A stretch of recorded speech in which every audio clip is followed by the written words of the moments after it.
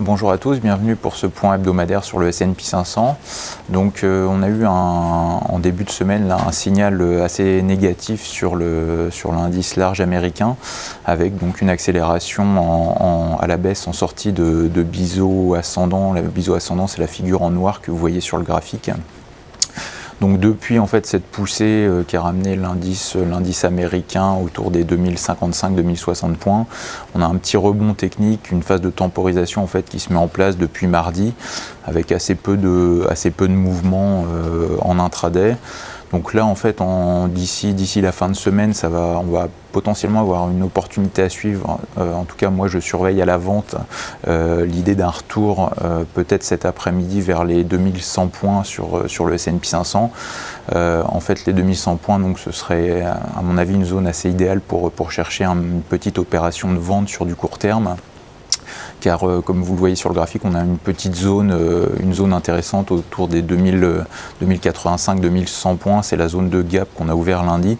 Donc je pense que si on doit retourner à la hausse cet après-midi dans cette région, ça peut être intéressant de chercher à vendre, de voir en fait si on a un essoufflement déjà de la hausse, et si tel est le cas, de chercher à se positionner à la baisse.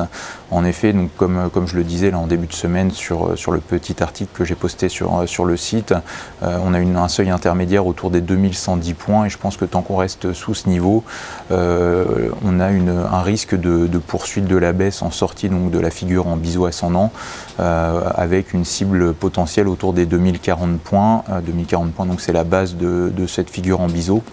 Donc avec un risque-reward qui est potentiellement assez intéressant dans l'idée de vendre cet après-midi, avec donc voilà, une dizaine de points de risque pour potentiellement 40 ou 50 points de baisse si l'essoufflement et la reprise en main des vendeurs se met en place. En termes de statistiques et de news, on va surveiller évidemment la Grèce et les potentiels rebondissements d'ici la fin de semaine, même si à mon avis ça risque d'être assez calme avant le référendum là, de ce week-end. On aura donc surtout cet après-midi les chiffres de l'emploi US de juin en potentiel catalyseur, qui seront à mon avis importants.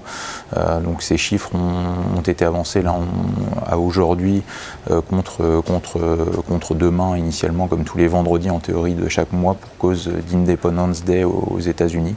Donc voilà, donc ce sera à mon avis le gros point de focus d'ici la fin de semaine, donc surtout cet après-midi, avec donc le scénario de vente sur rebond sur le S&P 500 qui sera à suivre dans les prochaines heures. Voilà, bonne fin de semaine à tous et à la semaine prochaine.